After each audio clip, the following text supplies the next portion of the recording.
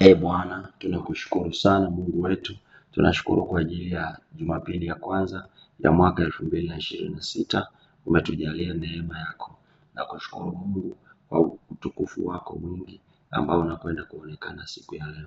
Tunanyenyekea mbele zako Bwana, tukiomba uongozi wako katika ibada hii, katika kutafakari neno lako na maombi. Bwana, wewe upo unatenda kazi. Hakuna usiloliweza. Yote yawezekana kwako na kwake aamini. Tunakushukuru Bwana. Sasa wakati huu tukihitaji uongozi wa Roho Mtakatifu, tunaomba nguvu zako ziwe pamoja nasi siku ya leo, katika jina la Yesu mwana wa Mungu aliye hai. Tumeomba kwa imani na tunajua utakuwa pamoja nasi kuanzia mwanzo hadi mwisho, na uwepo wako utatufunika katika jina la Yesu. Amen, amen, amen. Bwana Yesu asifiwe sana mpendwa. Hongera kwa kuamka kwa ajili ya kuanza siku hii ya leo katika uwepo wa Mungu. Na nikutie moyo, kile unachofanya ni akiba ya muhimu sana kuliko akiba iliyoko kwenye akaunti au popote unakoweka akiba zako. Ya akiba ya kiroho ina maana kubwa sana. Na leo nimesukuma kuzungumza jambo hilo, kwamba yale unayofanya ukiwa salama wakati wa amani yatakufaa hasa wakati wa taabu. Akiba unayoweka, uchaji wa Mungu ulionao wakati wa amani ni mtaji wakati wa mateso. Tutaangalia kuendana na usomaji wetu pia wa siku ya leo, Ayubu 1-5. Wakati nasoma hizi sura nikaguswa hilo kwamba kustahimili kote kwa Ayubu wakati wa majaribu yale isingekuwa rahisi kama Ayubu hakuwa mtu mwenye desturi ya kumcha Mungu wakati wa amani kabisa. Na kilichokuwa kinatafutwa ni kwamba amkosee Mungu wakati wa mateso yake. Lakini alikuwa thabiti kiasi kwamba alibaki peke yake. Hakuna mtu aliyesimama upande wake. Kwa upande wa wanadamu, hata Mungu hakukimbilia haraka sana kuja kumsaidia, kumjibu. Alimwacha kwanza, akapita kwenye mateso ya kutisha sana. Lakini Biblia inasema katika mambo hayo yote Ayubu hakufanya dhambi, hakumwazia Mungu kwa upumbavu, ingawa juhudi zilikuwa kubwa sana afike hapo. Shetani alijipanga, wanadamu pia wakatumiwa, hata mkewe, mtu wa karibu naye, alitumiwa kumshawishi amkufuru Mungu ili afe. Lakini Ayubu ilichokuwa kulikuwa na nafasi ya muhimu sana ule uchaji wa Mungu, zile juhudi za kiibada alizokuwa nazo. Moyo wake ulikuwa uko kwa kiwango ambacho majaribu yanapokuja, mawimbi yanapomiumbisha, anabaki kuwa imara na thabiti akiendelea mbele. Kwa hiyo tutakuwa tunajifunza hili jambo. Yaani ule uchaji wa Mungu ni akiba wakati wa mateso. Sasa kwanza tusome kwa ajili ya kujenga msingi. Mistari ambayo tutarejea kwenye somo itakuwa Ayubu 1, Ayubu sura ya kwanza mstari wa 22. Lakini kabla ya sura ya 22 tutaangalia Ayubu sura ile ya kwanza mstari wa kwanza mpaka ule mstari wa 12.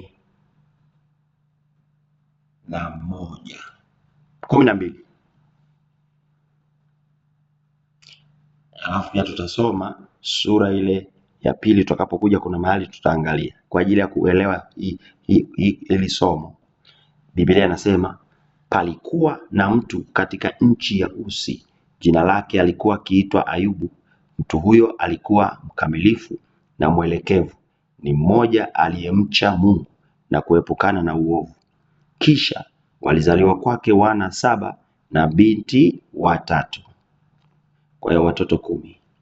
Mali yake nayo yalikuwa ni kondoo 7,000 na ngamia 3,000 na jozi za ng'ombe 500 na punda wake 500 na watu wa nyumbani wengi sana. Basi hivi mtu huyo alikuwa ni mkuu sana kuliko watu wote wa upande wa mashariki. Nao wanawe huenda na kufanya karamu katika nyumba ya kila mmoja wao kwa siku yake.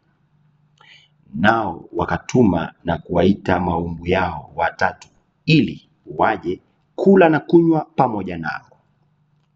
Basi ilikuwa hapo hizo siku za karamu zao zilipokuwa zimetimia, Ayubu hutuma kwao, akawatakasa, kisha akaamka asubuhi na mapema na kusongeza sadaka za kuteketezwa kama hesabu yao wote ilivyokuwa.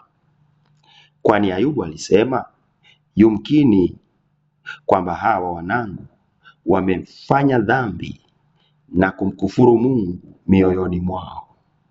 Ndivyo alivyofanya Ayubu siku zote.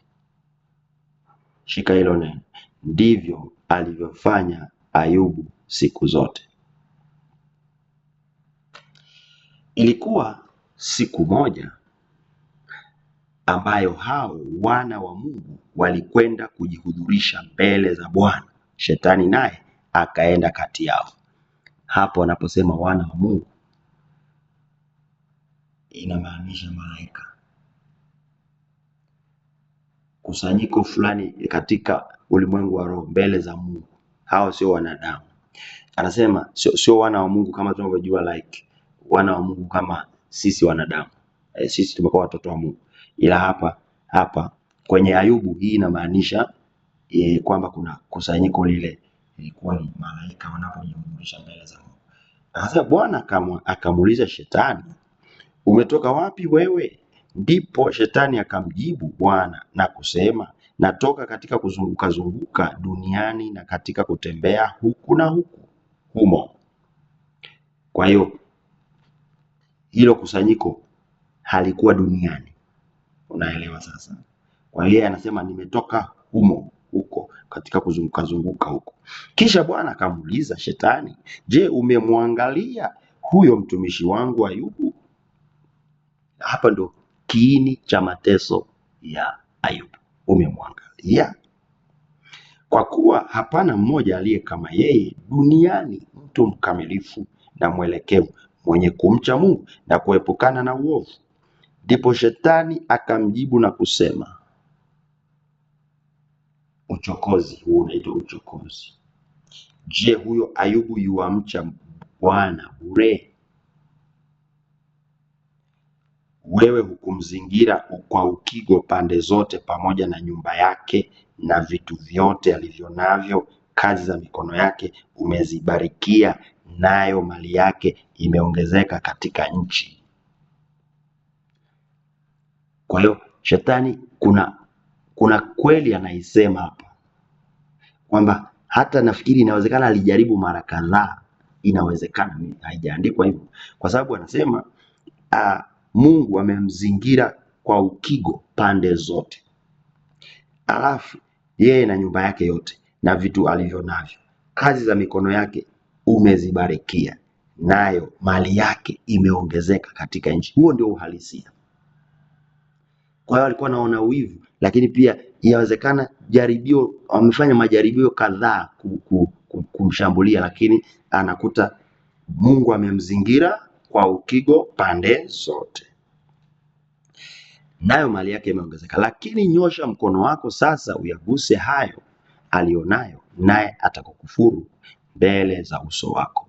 Bwana akamwambia Shetani, tazama, yote alionayo yamo katika uwezo wako, lakini usinyoshe mkono wako juu yake mwenyewe. Basi Shetani akatoka mbele za uso wa Bwana. Kwa hiyo hapo shambulio la kwanza, Mungu ameruhusu kila kitu na kila mtu anayemhusu Ayubu amekabidhiwa shetani afanye anachotaka, lakini Ayubu asiguswe, yeye abaki salama, yeye kama Ayubu, na mke pia kabaki. Hii ndio inaashiria okay, hawa ni mwili mmoja. Haya. Sasa majaribu yameanza. Majaribu yanaanza, tutakuja kurudia hapa kwenye usomaji wetu kuanzia mstari wa 13. Weka hapo kwenye maelezo haya, niishie hapo kwanza. Angalia majaribu yalivyokuwa mazito.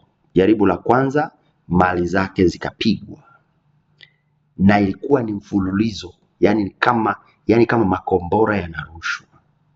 Yani huyu ameleta taarifa, anakuambia mimi tu ndo nimesalia kukuletea habari. Yani mimi tu. Yani katika kila hatua anabaki mmoja tu kuleta habari, na habari yenyewe ni mbaya. Mimi tu nimebaki. Watoto wamepigwa wote 10. Alafu yani taarifa zilikuwa zinafululizana. Alafu aliposikia yale maneno, Biblia inasema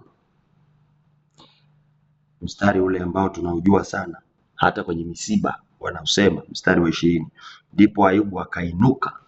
Alipopata taarifa zote za maangamizo, hayo ni mateso makubwa sana kwa mtu. Piga tu picha hiyo, huo msiba tu wenyewe, kwamba watoto wako unapewa taarifa hiyo. Angalia, akainuka akalirarua joho lake, kisha akanyoa kichwa chake na kuanguka chini na kusujudia. Katika msiba wake, mwitikio wa kwanza, amekumbuka kusujudia, akaanguka chini, amenyenyekea mbele za Mungu, na anasema mimi nilitoka tumboni mwa mama yangu nili uchi, nami nitarudi tena huko uchi vile vile. Bwana alitoa na Bwana ametoa, jina la Bwana na libarikiwe. Katika mambo hayo yote Ayubu hakufanya dhambi wala kumwazia Mungu kwa upumbavu. Wapendwa, katika mambo haya yote mwanadamu akabaki kuwa na mtazamo chanya juu ya Mungu. Hili jambo sio rahisi kutokea kama neema ya Mungu isipomshika yule mtu, na kama yule mtu hajawa na juhudi za yani mtazamo wake kuwa wa kimungu, kutazama maisha na vitu vinavyomzunguka. Kwa asili hapo alipofika tu angeanza kumwazia Mungu kwa upumbavu, lakini amenyenyekea na akawa mtu katika hali hiyo ya matamko kama haya, jina la Bwana na libarikiwe. Libarikiwe, unajua maana yake ni? Maana yake ni kwamba Mungu asifiwe kwa furaha, yani sifa ambazo zinatoka kwenye hali ya furaha pamoja na haya yote. Imagine. Kwa hiyo ni muhimu, ndio maana nasema kadiri tunavyotembea na Mungu, kuna wakati mtu katika hali ya uasilia wetu wanadamu, tunapokutana na vitu vigumu, kama hatujawa na mtazamo wa kimungu wala hatujajifunza kuyatazama mambo kwa jicho la kimungu, nyakati za mateso watu wengi wanamwacha Mungu,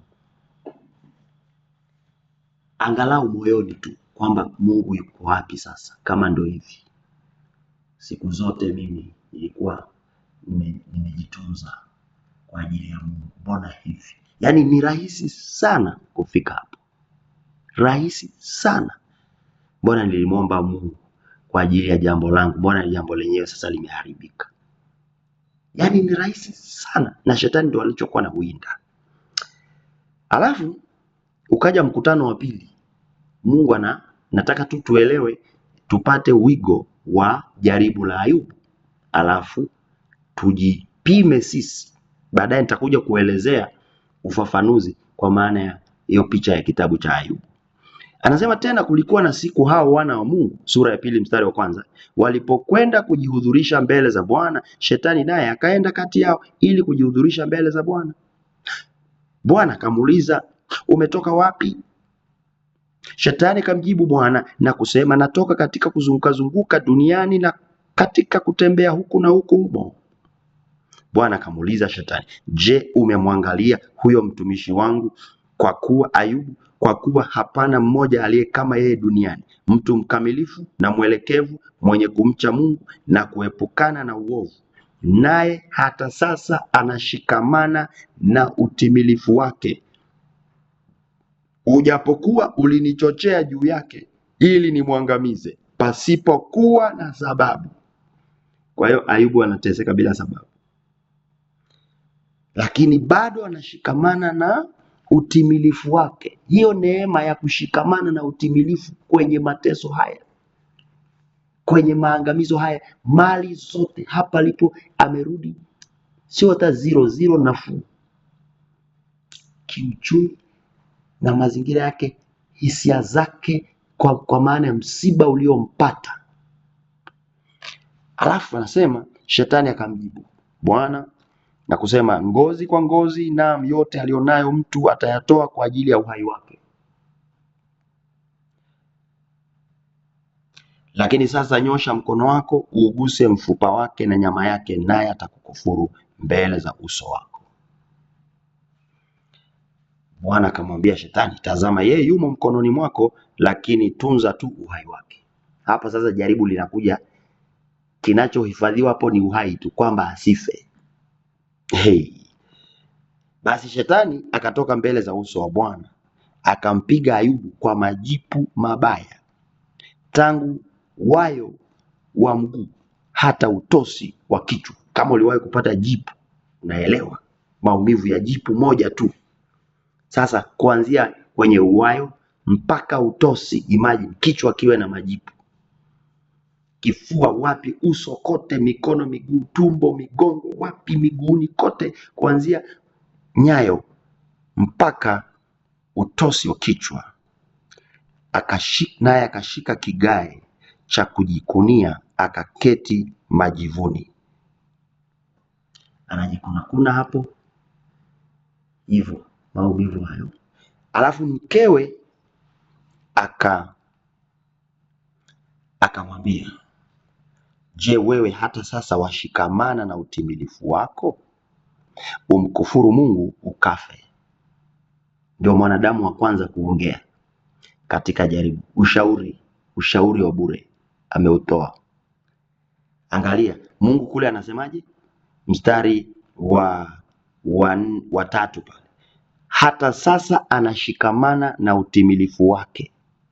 Mke anasemaje? Je, wewe hata sasa washikamana na utimilifu wako? Yani kwa nini unaendelea? Yani bado, yani kama vile we bado, yani bado unaendelea na utimilifu wako. Yani maliza hili jambo, kufuru Mungu ukafe. Huo ndio mwitikio wa mwanadamu wa asili katika mateso hayo. Lakini anavyomjibu yule mama ndio anaonyesha ukomavu wa kiroho na mtazamo chanya juu ya nyakati ngumu za mateso. Anamwambia, lakini yeye akamwambia, wewe wanena kama mmoja wa hao wanawake wapumbavu anenavyo. Je, tupate mema mkononi mwa Mungu nasi tusipate na mabaya? Katika mambo hayo yote Ayubu hakufanya dhambi kwa midomo yake. Sasa haya yote kuyasoma, tunaona kabisa ni mambo mazito, lakini mimi ninachosisitiza hapa, ambacho pia tutaendelea kumwomba Mungu, ni kwamba akiba ile ya uchamungu na kutembea na Mungu nyakati za amani ni mtaji wakati wa majaribu. Utakuwa imara kuendelea kuwa na mtazamo mzuri juu ya Mungu na kuendelea kumwazia Mungu vizuri nyakati za majaribu. Kwa hiyo tumwombe Mungu atusaidie tuendelee kumtafuta kwa bidii, na yeye atuonekanie, tutakuwa salama. Zipo nyakati, maisha hayaendi tu yamenyooka, kuna nyakati tofauti tofauti. Bwana tubariki. Hili ni jambo la msingi sana. Nilitamani tupate hiyo kwanza, alafu sasa tupate picha ya kitabu cha Ayubu, maana leo tunasoma Ayubu 1 mpaka 5. Sasa kitabu cha Ayubu ni vizuri kukielewa kwa sababu kinahitaji ufahamu. Bila hivyo unaweza kukuta ukachanganyikiwa hapo katikati tunapoendelea kusoma kitabu cha Ayubu. Kwanza, kwa nini tunakisoma kabla ya Mwanzo 12? Swali la kwanza, kwa nini tunakisoma katika usomaji wetu huu ambao inaitwa chronological Bible reading? Kwenye chronological Bible reading, kwa nini imewekwa kabla ya sura ya 12 ya Mwanzo? Hilo ni jambo la msingi sana ili uweze kuelewa kwamba nini kinachoendelea, kwamba hiki kitabu kwanza kina kama ambavyo kimezungumzia mambo ya mtu mmoja anaitwa Ayubu. Huyu kwanza ni mtu halisi, sio habari ya kutunga, ni habari ya kwamba kuna mtu aliwahi kuishi. Unajuaje aliwahi kuishi? Ezekiel 14 mstari wa 14 na wa 20 unakuta habari hizo, lakini pia utakuta kwenye Yakobo 5:11. Yakobo 5:11. Kwa hiyo kuna mtu aliwahi kuishi. Sasa lini huyo mtu aliwahi kuishi? Ni vizuri kuelewa huyo mtu aliwahi kuishi lini. Sasa wanasema kwamba huyu mtu inaonekana aliwahi kuishi miaka hiyo ya enzi za kina Ibrahimu. Kwa sababu gani? Kwanza, kuna sababu kadhaa zinazoonyesha wazi kwamba huyu mtu kipindi alichoishi, kwa sababu chronological Bible reading plan inatusaidia tuangalie uhalisia wa tukio hili, hasa mazingira yake imetokea lini. Sasa katika kuangalia hilo jambo, kuna sababu kadhaa ambazo zinaonyesha kwamba Ayubu aliishi nyakati zile za akina Ibrahimu. Kwanza, umri wake. Baada ya majaribu yale utaona aliishi miaka 140 tena baada ya majaribu, na wakati anajaribiwa ni mtu mzima, ana watoto ambao wana familia zao, alafu tena akajaribiwa, na baada ya jaribu aliishi miaka 140. Kwa hiyo utaona ukilinganisha ni kama na miaka ya mbele ambayo hatujui alikuwa na umri gani wakati anajaribiwa. Inaonekana ni watu wa miaka hiyo kama 200 na kitu hivi, wakati Ibrahimu mwenyewe aliishi miaka 175. Kwa hiyo sio watu wa huku mbele huku ambako utaona miaka ilikuwa imeshuka zaidi huku. Kwa hiyo swala la umri linatoa ishara kwamba huyu ni wa nyakati. Lakini jambo la pili, uchumi ule wa mifugo na nini, uchumi ule ambao unapimwa kwa njia ya mifugo, ni ishara kwamba huyo mtu kipindi alichoishi ni zile enzi za akina nani, za akina Ibrahimu. Sasa au kabla au baada au hapo au wakati majira hayo, lakini mtu aliishi mahali pake na huku pia kulikuwa na maisha yanaendelea hiyo. Kwa hiyo urefu wa muda wake alioishi duniani ni hiyo takriban miaka 200, kwa sababu lazima kuwe na picha hiyo, maana taarifa tulionayo ni kwamba baada ya jaribu lile aliishi miaka 140, sawa sana sura ya 42 mstari wa 16. Jambo lingine, huo utajiri wake ambao unapimwa kwa njia ya mifugo. Umeona hapo mwanzoni alivyo na mifugo na nini. Lakini jambo la tatu, alikuwa anafanya huduma ya kikuhani. Yaani anafanya huduma kama kuhani wa familia, anaenda kuteketeza sadaka mwenyewe. Hatuambii kwamba amepeleka kuhani akateketeza. Kwa hiyo ile kwamba kitendo kile kama kina Ibrahimu wanavyopeleka sadaka, unakuta ameenda akajenga madhabahu, akatoa sadaka, akateketeza mwenyewe. Yaani hapakuwa na ule utaratibu wa kikuhani. Kwa hiyo hilo nalo inaonyesha huyu mtu nyakati alizoishi.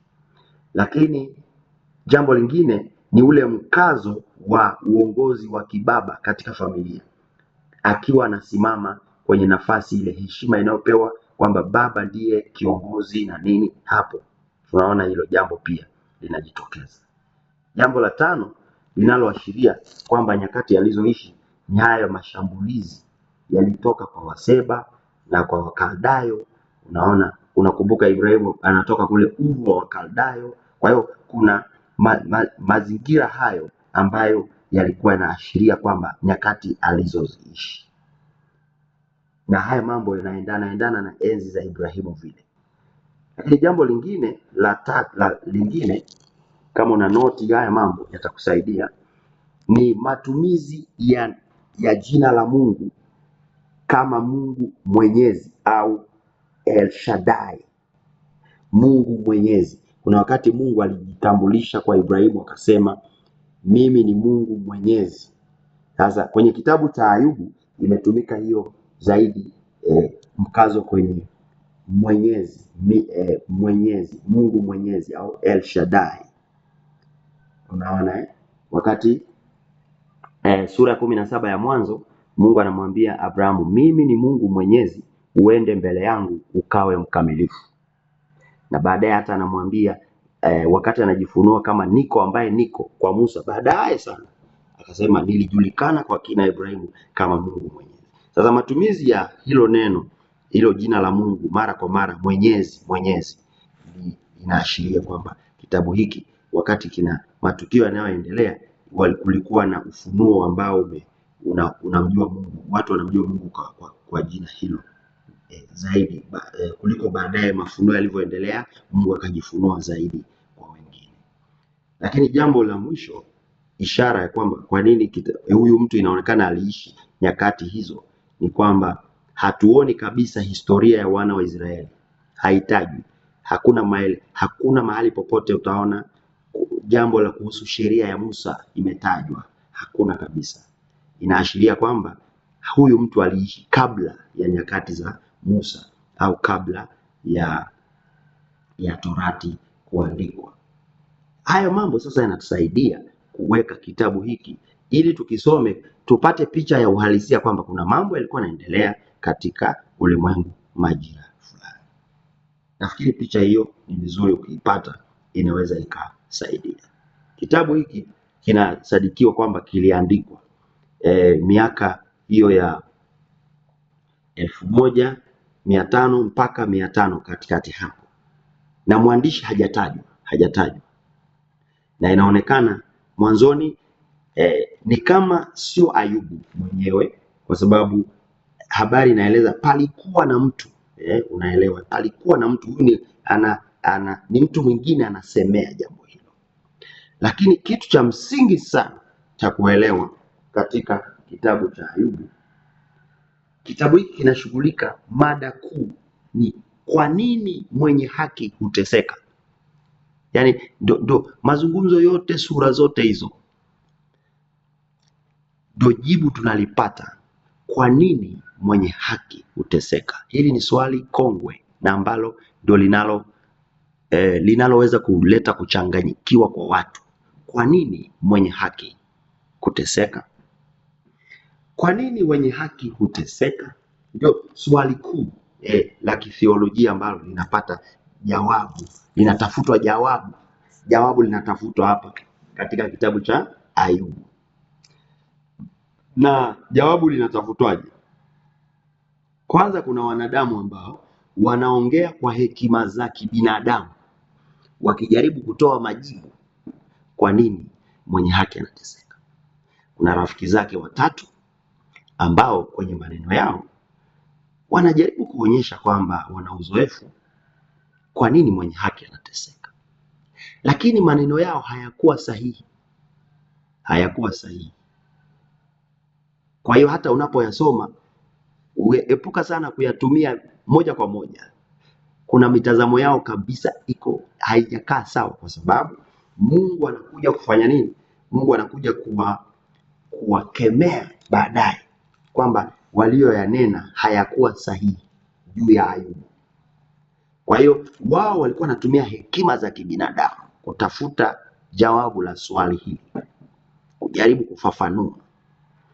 Lakini pia unakutana na hekima ya Mungu akiweka bayana kile ambacho kinatokea. Kwa nini mwenye haki anateseka?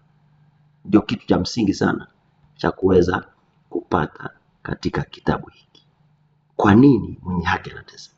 Kitabu kimeandikwa mashairi kabisa. Kwa hiyo yale maneno ya mashairi pia unapoyasoma, yani ni mafumbo, yamekaa kimafumbo. Kwa hiyo mara nyingi hauchukui kama literal meaning kwamba inasema hivi. Yani ni hekima fulani ya kufafanua jambo kwa lugha ya kimashairi. Kwa hiyo hiki ni kitabu cha mashairi, na ndio maana kwenye mpangilio wa Biblia kiko huku kwenye katikati ya Biblia baada ya Ayubu na Zaburi, hiyo Mithali, wimbo ulio bora, katika mpangilio ule wa uandishi, kwa maana ya aina ya maandiko haya katika staili ya uandishi ni mashairi.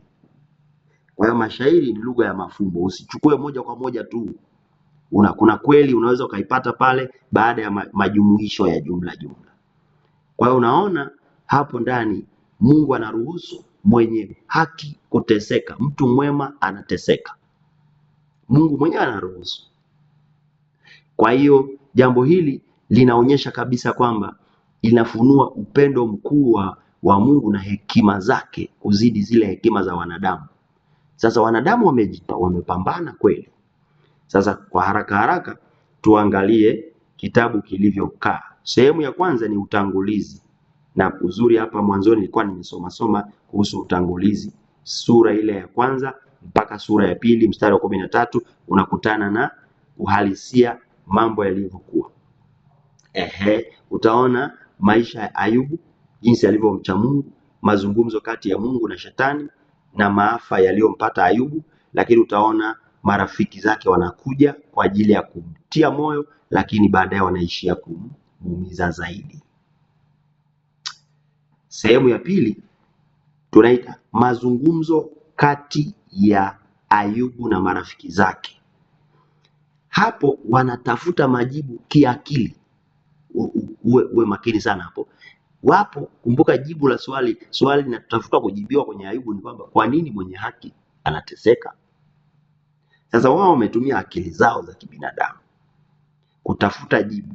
Kwa hiyo mazungumzo yale, kuna awamu ya kwanza, awamu ya pili, awamu ya tatu. Kwa kila awamu Ayubu anazungumza, rafiki mwingine Elifazi, Ayubu anajitetea, Bildadi anajibu, alafu Sofari, Ayubu anajitetea, Sofari anaongea, Ayubu anajitetea tena. Kwa kila mmoja Ayubu alikuwa anajitetea. Alafu awamu ya pili hivyo hivyo, Elifazi ameongea, Ayubu anajitetea, Bildadi anaongea, Ayubu anajitetea, alafu Sofari anajibu, alafu Ayubu anajitetea. Awamu ya pili, awamu ya tatu, Elifazi anajibu, Ayubu anajitetea, Bildadi anajibu, Ayubu anajitetea, alafu mwisho pale kuna muhtasari wa Ayubu. Mwisho anatoa Ayubu msimamo wake. Sasa sura ya 27 mstari wa kwanza mpaka sura 31 mstari wa 40. Hizo raundi zote za mazungumzo tutaziona wakati wa usomaji. Lakini jambo la msingi ni kwamba lugha ile ya mafumbo iliyotumika, na uelewe kwamba maneno mengi waliozungumza wale rafiki zake sio maneno yaliyovuviwa na Mungu. Walikuwa wako wanakosea kwa sababu walikuwa na mtazamo. Kuna mahali nitakuonyesha kifupi ili unaposoma usije ukachanganyikiwa, uelewe. Mungu baadaye anakuja kuambia, anawakemea, alafu pia Ayubu anawaombea. Na mara nyingi tumezoea maneno ya kwao, na huwa wakati mwingine kwa sababu ya ile namna ya kunyofoa mistari, kuna watu pia wanaongea kirahisi na kuambia Ayubu amesema mjue sana Mungu ili uwe na amani, ndivyo mema yatakavyokujia. Aliyesema haya maneno sio Ayubu, ni Elifazi. Kwa hiyo tunaposoma inatusaidia. Sehemu ya tatu ya kitabu anakuja kijana mmoja anaitwa Elihu. Yeye anatoa hotuba yake, hapakuwa na majibizano tena. Kwa hiyo ile sehemu ya pili ilikuwa majibizano kwa raundi tatu zote tunaziona hapo. Elihu anakuja, yeye anaongea mfululizo hotuba yake, anaanza ya kwanza, ya pili, ya tatu mpaka ya nne, anamaliza sura ya 37 pale. Akimaliza mwishoni, Mungu anakuja sehemu ya nne, Mungu anamjibu Ayubu kwa maswali magumu, na hapo sasa ndio mahali tunapata hekima ya kimungu inapoingilia kati wakati ule wa majaribu ya mtu. Hapo Mungu anajifunua moja kwa moja kwa Ayubu, anazungumza naye kuanzia sura 38 mpaka mwisho, akionyesha na anamuuliza tu maswali na hakuna jibu. Ayubu hakumjibu, ila mwisho kabisa Ayubu akakiri kupungukiwa maarifa kuhusu njia za Mungu, ndio akaelewa. Sura ya 42 yale maneno utayakuta kule pia anaposema nilikuwa nimesikia nami sasa nimeona. Yani alipandishwa viwango vyake vya kiroho kumjua Mungu. Sasa Mungu amejifunua. Alafu mwisho sehemu ya 5 ni hitimisho la kitabu, ambapo tunaona jinsi ambavyo Mungu sasa amekomesha yale majanga na Ayubu anaombea rafiki zake, alafu Mungu anambariki Ayubu maradufu. Ndio kitabu kinaishia hapo. Ukipata hii picha sasa, inasaidia kuelewa na kuwa na upeo katika usomaji wa Biblia. Kumbuka swali la msingi, kwa nini mwenye haki anateseka? Na watu wanatafuta majibu yao. Kwa hiyo kila mmoja alikuja na majibu yake. Na kumbuka jambo lingine, utakaposoma maneno ya Ayubu, hasa sura ile ya 3, Ayubu alianza kuilaani siku ya kuzaliwa. Lakini usije ukaelewa vibaya ukafikiri huyu mtu mbona sasa analaani siku ya kuzaliwa. Ayubu alikuwa anaonyesha uhalisia wa mateso yake, yaani hali ya kukata tamaa, hali ya kuumia sana kwa kiwango ambacho alikuwa anajiona kwamba haoni sababu ya kuishi. Ni hali halisi kwa mwanadamu wa kawaida kujiona, lakini pia inatufundisha Mungu bado hakumwoa, kwa sababu moyoni mwake alikuwa hawazi kwa ukaidi. Kumbuka Mungu mwenyewe anasema hakumwazia Mungu kwa upumbavu. Kwa hiyo yote yalikuwa yanaendelea, Ayubu hakumwazia Mungu kwa upumbavu. Hakumwazia Mungu kwa upumbavu. Maana yake ni nini?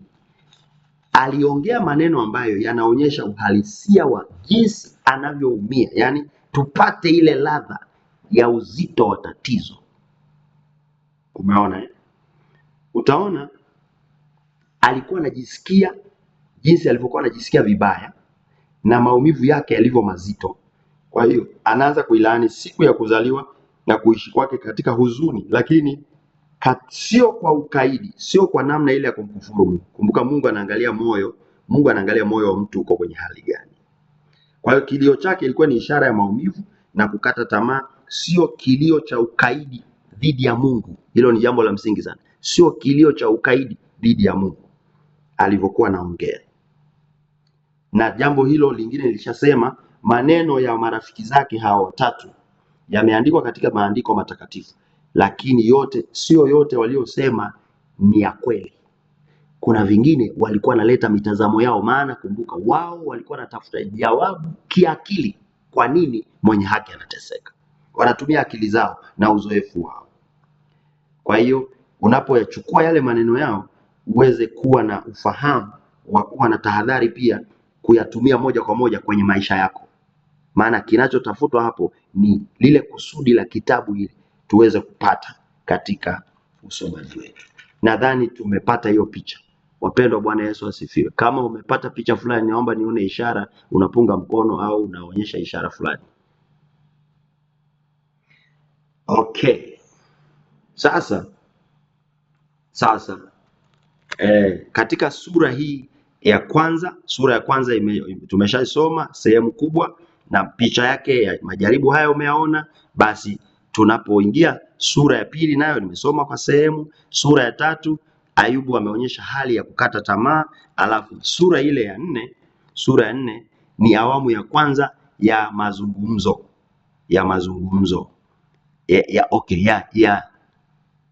hoja ya Elifazi. Ndio anaanzia hapo. Katika hoja yake anaanza hivi: ndipo Elifazi Mtemani akajibu na kusema, mtu akijaribu kuzungumza nawe, je, utaona ni vibaya? Lakini ni nani awezaye kujizuia asinene? Tazama, wewe umewafunza watu wengi. Unajua hapo anataka umwambiaje? Nawe umetia nguvu mikono iliyokuwa minyonge. Anataka kumwambia hali ya kabla ya jaribu, kwamba wewe Ayubu, wewe ni mwalimu wa neno, wewe ni mwanatheolojia, wewe unamjua Mungu, wewe unaelewa. Nazungumza na mtu anayefahamu. Umewafunza watu wengi, nawe umeitia nguvu mikono iliyokuwa minyonge. Maana yake ulikuwa mwenye haki bwana, wewe ni mwenye haki bwana. Sawa sawa, hiyo ni kweli, si ndio? Hapo sawa. Lakini anamwambia maneno yako yamemtegemeza huyo aliyekuwa anaanguka, nawe umeimarisha magoti manyonge. Hiyo inaonyesha maisha yake ya kugusa maisha ya watu. Ndio maana hata wao wamekuwa marafiki, pengine kuna mahali aliwahi kuwasaidia, lakini sasa yamekufikiria wewe, nawe wafa moyo, yamekugusa nawe wafadhaika. Sasa hapo anaanza hii sasa sio nzuri kwamba wewe sasa, wewe si ndio yule bwana ndio. Sasa angalia yaliyokupata wewe, wewe mwalimu, sawa, mwalimu wa neno. Kwa hiyo kimsingi kama leo wewe si mtumishi wa Bwana, ndio, si ndio?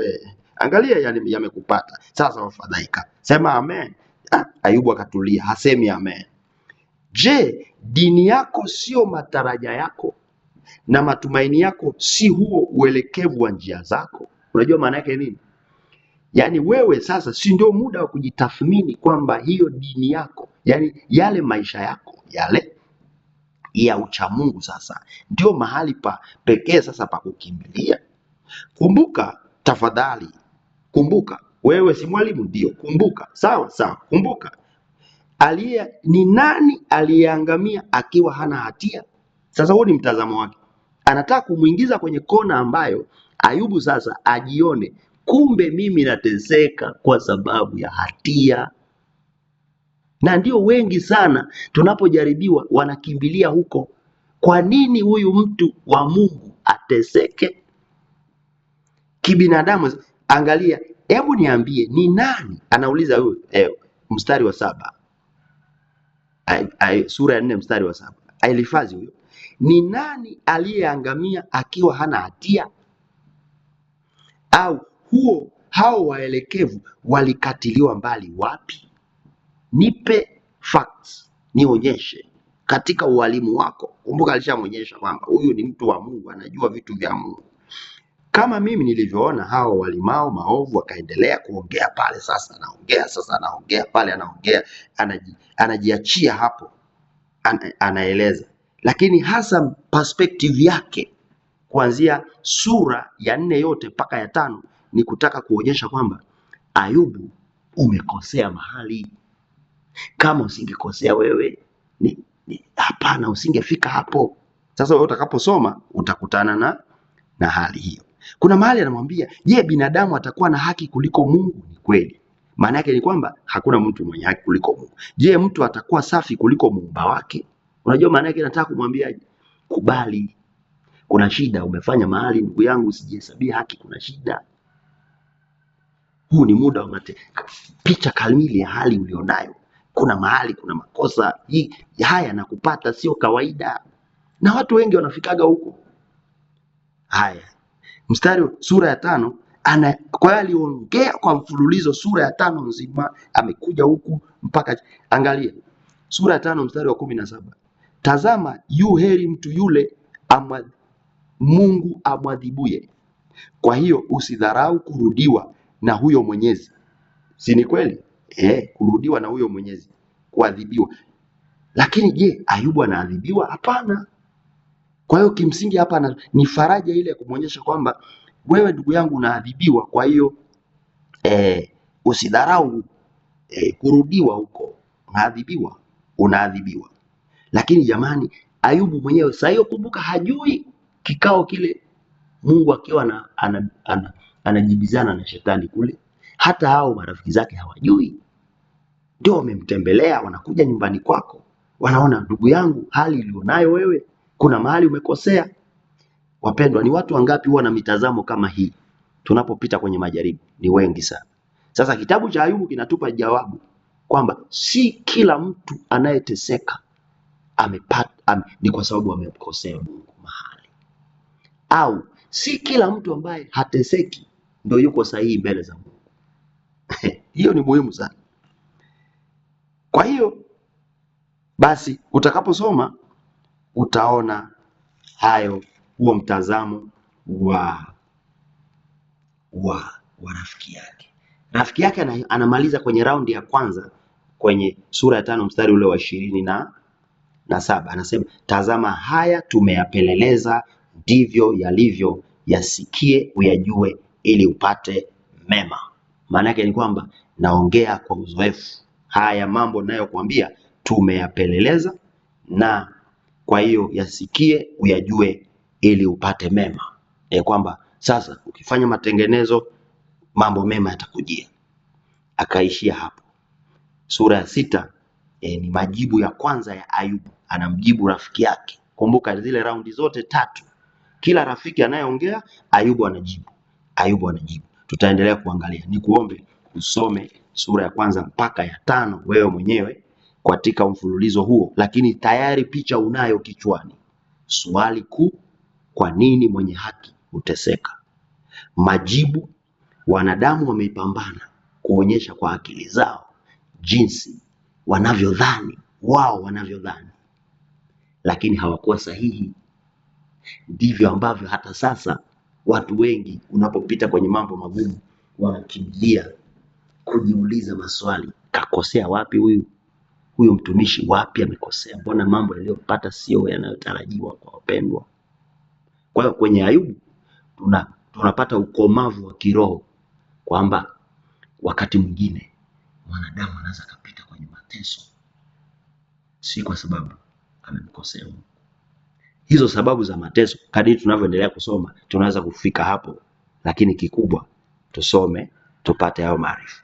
Nafikiri sasa utakaposoma kitabu utakuwa una amani na pia utakuwa na ufahamu. Basi tumshukuru Mungu wakati huu. Kumbuka tunaomba kwa lile jambo. Somo letu la leo ni kwamba Mungu atusaidie kutembea katika njia zake, ili nyakati zote tuwe thabiti, tusije tukayumbishwa. Yakija majaribu au mafanikio, kuna watu mafanikio yanawaangusha pia.